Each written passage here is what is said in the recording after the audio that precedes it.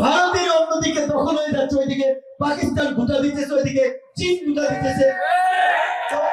চীন পাকিস্তান সামলাই কিন্তু তাদের জানছে।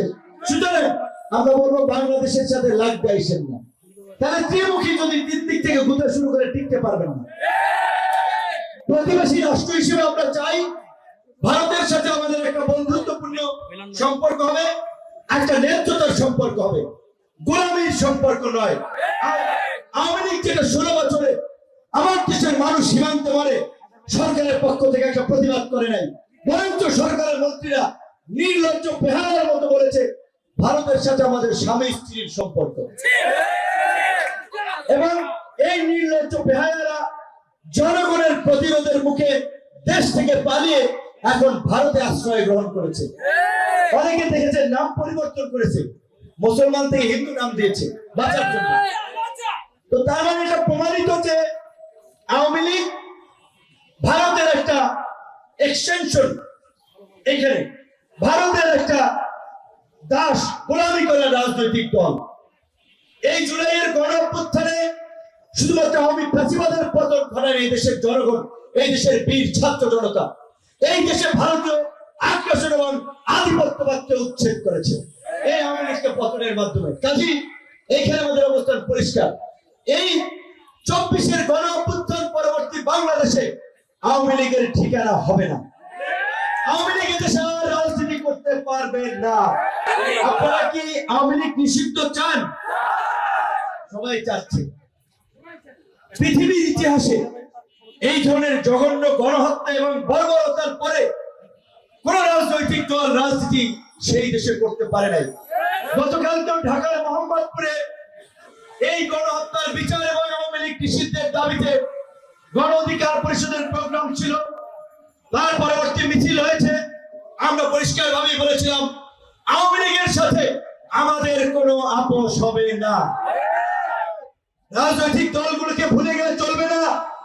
রাজনৈতিক দলগুলোর এই সুবিধাবাদী ভারতবাদী চিন্তা ভাবনার কারণে 16 বছরে তাদের ডাকে জনগণ রাস্তায় নামে নাই, জনগণ আন্দোলন সংগ্রাম করে নাই।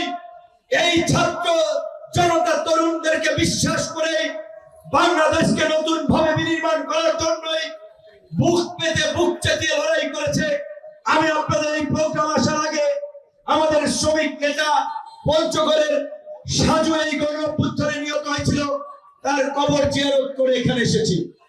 বন্ধুগণ, আমরা যেটা বলেছি বাংলাদেশের ইতিহাসে 71-এর মুক্তিযুদ্ধ থেকে শুরু করে 90-এর স্বৈরাচার বিরোধী আন্দোলন, 2024-এর গণ অভ্যুত্থান, যত আন্দোলন সংগ্রাম হয়েছে প্রত্যেকটি আন্দোলন সংগ্রামে সাধারণ শ্রমিক কৃষক এই জনতা লড়াই সংগ্রাম করেছে, কিন্তু তার ফল ভোগ করেছে এই দেশের ভাওতাবাজ এবং ভণ্ড রাজনীতিবিদরা, উঁচু তলার কিছু লোকেরা।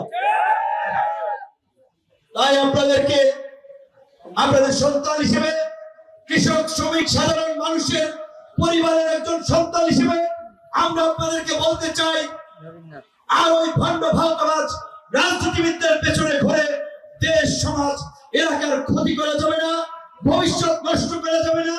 এখন সময় এসেছে আমাদের ঘুরে দাঁড়ানোর, এই সমাজকে পরিবর্তনের জন্য এই সাধারণ ছাত্র জনতা বীর জনতাকে এই নেতৃত্ব দিতে হবে। সেখানে আমরা বলছি আওয়ামী লীগের আমলে যে লুটপাট এবং দখলদারি চাঁদাবাজি মাফিয়াদের রাজনীতি চলেছে, পরিষ্কার কথা বলতে গেলে শুধুমাত্র পঞ্চগড় নয়, সারা বাংলাদেশে এই গণ অভ্যুত্থানের পরেও কিন্তু তার পরিবর্তন হয় নাই। আমার কথা না, আপনারা উপস্থিত আছেন সাংবাদিক ভাইয়েরা, আপনারা খোঁজ দেন ট্রাক স্ট্যান্ড থেকে, টেম্পো স্ট্যান্ড থেকে, বাস স্ট্যান্ড থেকে আগে চাঁদা যেভাবে তুলত এখন চাঁদা তোলা বন্ধ হয়েছে কিনা। কাঁচা বাজার, সবজি বাজার সমিতি, বিভিন্ন প্রতিষ্ঠান, গার্মেন্টস মিল, ফ্যাক্টরি থেকে চাঁদাবাজি যারা করত, চাঁদা যারা তুলত, আওয়ামী লীগ তো পালিয়ে গেছে, এখন এই চাঁদাবাজি লুটপাট বন্ধ হয়েছে কিনা? হয় নাই। সাধারণ মানুষের রক্ত চোষাদের এখন আমরা উপস্থিতি লক্ষ্য করি। এইখানে এক ভাই বলেছে তেঁতুলিয়াতেও পাথর তুলতে গেলে নাকি শ্রমিকদেরকে চাঁদা দিতে হয়। তাহলে এই চাঁদা কারা তুলছে? চাঁদাবাজদেরকে তো আমরা বুকে দিয়েছি, দখলদারদেরকে তো আমরা জীবন দিয়ে দেশ থেকে বিতাড়িত করেছি, তারা এখন চাঁদাবাজ দখলদার কারা? আমরা একটা পরিবর্তনের রাজনীতির কথা বলি, সেইখানে এখানে বিভিন্ন রাজনৈতিক দলের নেতৃবৃন্দ উপস্থিত আছেন। আপনাদেরকে বলি, আপনাদেরও যদি স্বভাব চরিত্র আওয়ামী লীগের মতো হয়, ভোট কিন্তু হয় নাই, সামনে আছে জনগণ, কিন্তু ভোটের মাঠে তার জবাব দেবে।